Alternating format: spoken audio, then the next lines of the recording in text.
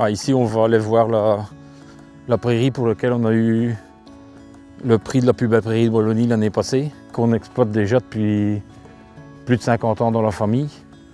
Parce que mon grand-père, après mon père et puis moi. Et j'espère mon fils après.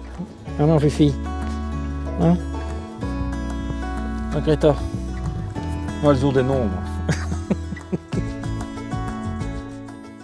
On est donc une ferme polyculture élevage. On traite 40 vaches annuellement. L'étable est faite pour 50, mais bon, je ne l'ai jamais remplie non plus parce que je ne veux pas acheter de bétail. Ici, on a plus de renouvellement, donc on va pouvoir augmenter le nom. Mais donc on est en autonomie complète. Les vaches ne sont nourries qu'à l'herbe et aux céréales immatures. Il y a juste un peu de paille que je dois acheter parce que malheureusement, ça, on n'en a pas assez.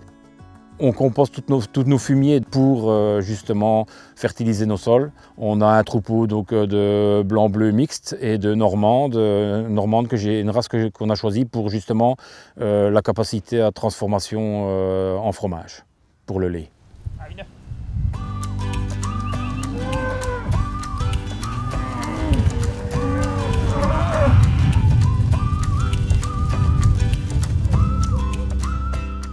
On est ici sur une ferme familiale, typique du Condro dans le sens où c'est une ferme de polyculture élevage, donc sur lesquelles on cultive et on élève. La ferme est une exploitation laitière, donc on produit du lait qui est en grande partie valorisé via notre coopérative de producteurs Biomilk. Et on en prend à peu près 10% pour la transformation de produits ici sur la ferme, notamment des yaourts qui sont commercialisés via le magasin de la ferme et aussi via toute une série de petits magasins locaux avec lesquels on travaille en direct. Moi j'ai des vaches qui produisent 6 000 litres. Il y a des gens qui seraient malades de traire des vaches à 6 000 litres. J'ai des potes qui ont des troupeaux à 10 000 litres de lait par vache et par an. Mais moi je ne suis pas techniquement capable de traire des vaches à 10 000 litres et ça ne me correspond pas. Parce qu'on fait de la gestion par vache et c'est extrêmement pointu et c'est pas mon métier. Moi, voilà, ce qu'on fait là aujourd'hui, mettre mes vaches en condition pour qu'elles expriment leur potentiel de manière naturelle, etc. Ça, c'est ce que j'aime faire. Par contre, je veux que ma ferme soit productive. La terre, la moindre des choses pour la respecter, c'est de lui permettre de produire de la nourriture. Et je crois qu'on le fait pas mal ici sur la ferme. Quand on met en balance des rendements à l'hectare, on doit aussi mettre en balance ce qu'on apporte pour produire ce rendement. On produit moins que beaucoup de fermes, notamment des fermes conventionnelles. Mais on n'importe rien, on ne fait qu'exporter. La vache coûte moins cher à nourrir aussi en bio. Elle donne moins, mais elle coûte moins cher à nourrir. Donc la balance, elle s'équilibre. On ne gagne pas plus, mais on ne gagne pas moins qu'avant non plus. Techniquement parlant, la ferme est plutôt fortement productive. On est passé au bio, pas sur un coup de tête.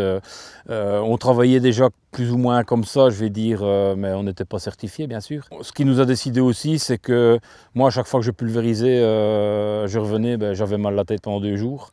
Et puis je ne voulais plus dépendre non plus des fournisseurs d'engrais, des fournisseurs de phyto, parce que pour moi ils viennent vendre les semences qu'il faudra traiter après, qui sont trop sensibles. C'est comme le pompier qui met le feu et après il vient éteindre l'incendie. L'agriculture biologique, elle est basée sur la vie du sol, c'est vraiment la base de l'agriculture biologique. Les micro-organismes du sol sont vraiment un allié dans n'importe quelle culture et dans la vie de la ferme. Et c'est aussi pourquoi, dans un modèle idéal de ferme biologique, chez Nature et Progrès, on prône la polyculture élevage, parce que le lien entre l'animal et le végétal est très important. L'animal va fertiliser les parcelles sur lesquelles on va produire son alimentation pour le nourrir, et c'est vraiment un cycle très important en agriculture biologique. Le bio, déjà, c'est une philosophie, il faut adhérer. Moi, je le dis tout le temps, celui qui fait le bio, rien que pour avoir les primes, il va se planter. Il faut déjà avoir ça dans la tête pour dire de vraiment se lancer dedans. Quand nous, on est passé en bio, fait des années 90, il n'y avait rien à acheter en bio. Ça veut dire qu'on n'avait plus rien à nous vendre, ça veut dire qu'on n'avait plus de conseils techniques. Et donc, le fait de passer au bio, ça vous isole un peu par rapport à toute cette sphère de technico-commerciale et donc ça vous fout un sacré coup de pied au cul.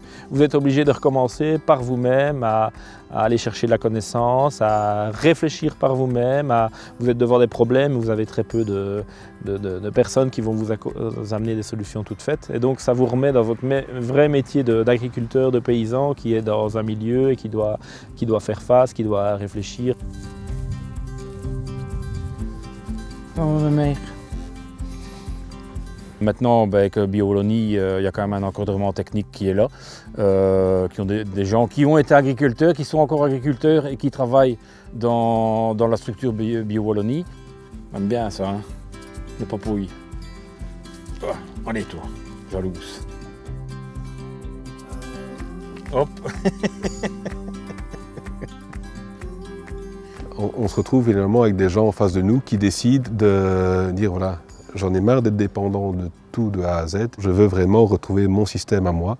Je veux remaîtriser mes coûts et la valorisation derrière est un plus. Maintenant, tout le monde n'y arrive pas, il ne faut pas rêver. La filière du marché local est super. Maintenant, il faut bien s'imaginer ça dans la masse de production. On n'est pas forcément sur quelque chose de toujours hyper représentatif du marché. Ce qui peut faire peur en agriculture bio quand on se lance dedans, finalement, c'est de se retrouver sans aucune solution phytopharmaceutique pour pallier à certains problèmes. Ce que nous apportons derrière, finalement, c'est une autre vision de la chose, c'est apporter un support, se réapproprier la façon de travailler de façon purement agronomique, valorisation des engrais verts, valorisation des effluents d'élevage, et aller chercher des variétés semencières plus résistantes qui permettent finalement de voir des céréales pousser de façon totalement saine, sans risquer d'avoir d'atteinte de pathogènes, de façon 100% naturelle et sans intervention humaine. L'agriculture biologique puise son origine dans le rejet de l'agriculture intensive d'après-guerre, où on a vraiment essayé de produire de manière intensive et en grande quantité. Il y a un grand nombre de consommateurs, de producteurs et même d'agronomes qui ont eu envie de retourner à quelque chose de plus proche de la terre, avec un peu moins de standardisation que ce que l'agriculture d'après-guerre proposait. Et c'est un peu dans ce contexte-là qu'est née aussi l'association Nature et Progrès, dans les années 60 en France et 70 en Belgique.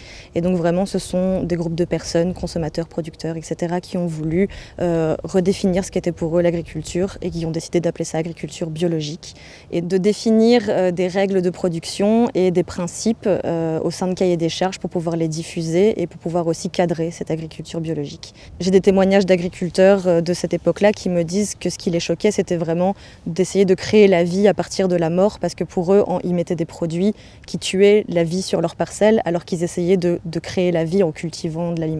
Tout ce travail qu'ils ont fait, ça a permis une reconnaissance officielle de cette agriculture biologique dans les années 80 en France, où la première homologation d'un cahier des charges national, ça a été un cahier des charges de Nature et Progrès pour les productions végétales. Et c'est sur base de ce travail-là et aussi de travail d'autres associations dans d'autres pays que le premier règlement européen bio a été homologué en 1991. Et c'était la première fois qu'on réglementait l'utilisation du terme biologique et aussi qu'on mettait en place des contrôle officiel. Il a fallu attendre les années 2000 pour que ce règlement s'étende à la production animale. On est allé au départ pour le bio pour la valeur ajoutée, enfin pour l'opportunité économique. Mais au jour d'aujourd'hui, le bio est un socle sur lequel nous, la transformation, la valorisation à la ferme, le contact avec les clients, etc. C'est des trucs qui ne sont pas dans le cahier des charges bio, mais qui sont venus progressivement. On a la chance de pouvoir mettre nos valeurs. Donc je crée de l'emploi, je crée des emplois de qualité. J'ai des animaux, j'estime que mes animaux doivent être heureux et avoir une vie saine dans ma ferme et faire ce qu'ils ont envie de faire. Et donc en ça, on a un métier qui est difficile mais qui est fabuleux. On a des grosses opportunités si on ne se fait pas renverser par nos vaches. À l'heure actuelle, le règlement qu'on applique, il date de 2007 et il est en cours de révision. Normalement, on va avoir encore un nouveau règlement. Ça va sûrement être repoussé en 2022 vu la situation.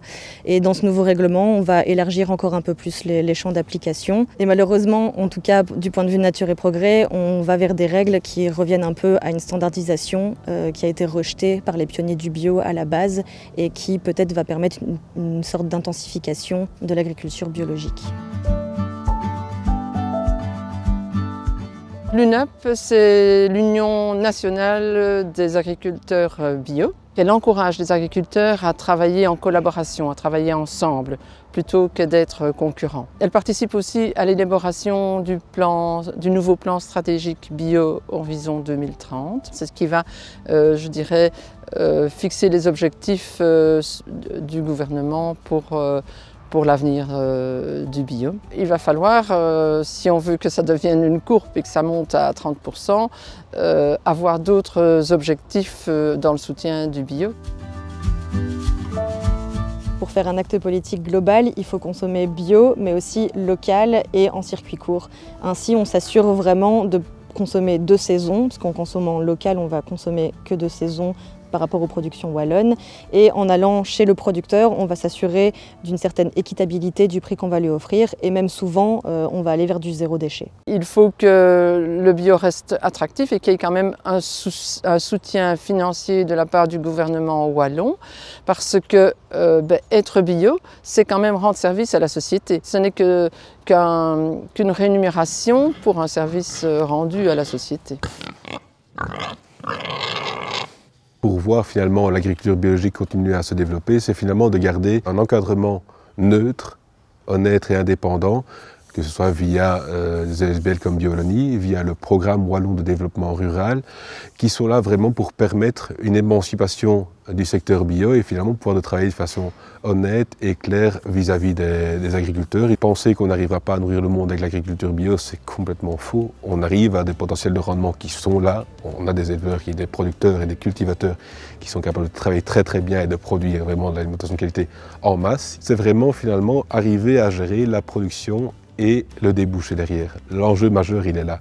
C'est de se dire, voilà, on a la filière de niche qui est là, on a besoin de plus de débit, on doit vraiment arriver à travailler sur cet aspect-là et à développer ce secteur-là pour finalement permettre à toute la production bio de s'écouler en bio et d'être accessible à tous. Sans évidemment retomber dans certains travers qui est d'écraser les prix, étrangler l'agriculteur et faire que finalement l'agriculture ne tient de nouveau pas la route d'un point de vue financier et économique.